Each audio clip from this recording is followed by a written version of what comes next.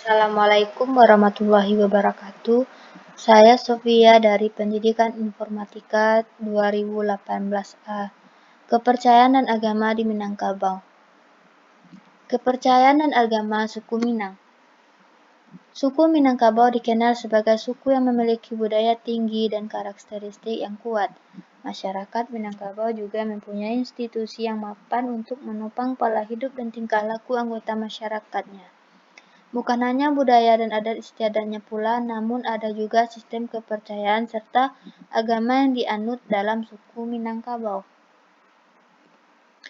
Adat sebagai doktrin sosial masyarakat Minangkabau berlaku universal, sebagaimana pepatah Minang, jika dibalun sebalun kuku atau seandainya digumpal sekecil kuku.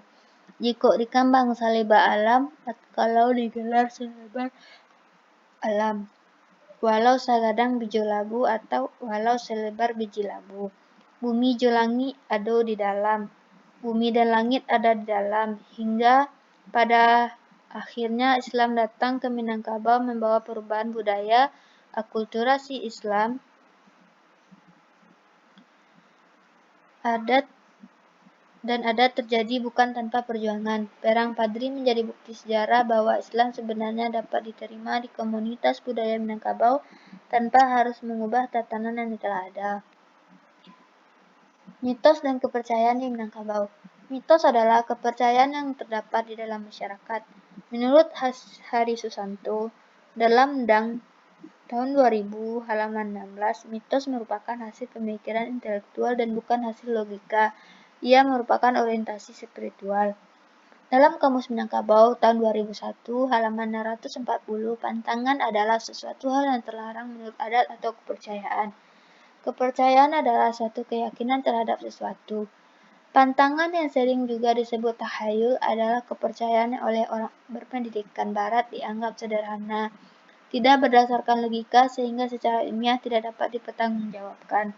Dalam masyarakat Minangkabau, pantangan menjadi sesuatu yang harus dijauhi oleh masyarakat.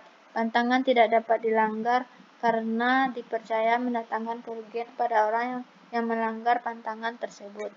Suku Minang juga masih menjaga ritual adat mereka seperti upacara-upacara adat yang meliputi upacara tabuy, yaitu upacara peringatan kematian Hasan Hussein di Padang Pariaman.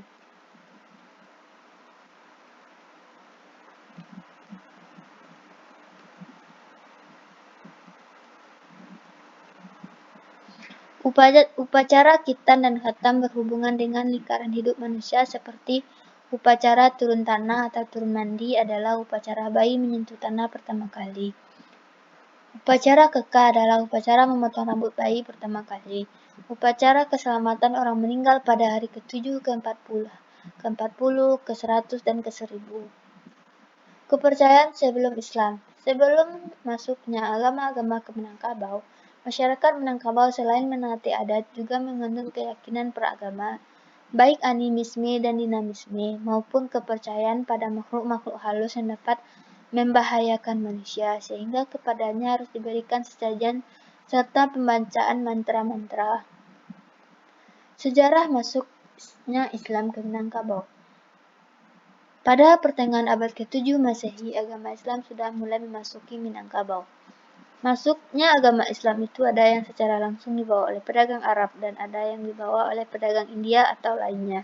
Perkembangan yang demikian berlangsung agak lama karena terbentur kepentingan perkembangan politik Cina dan agama Buddha.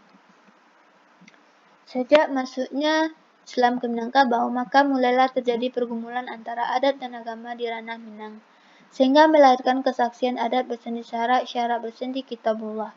Untuk sampai pada kesaksian ini, ada beberapa fase yang dilalui. Fase pertama yaitu rumah basandi batu.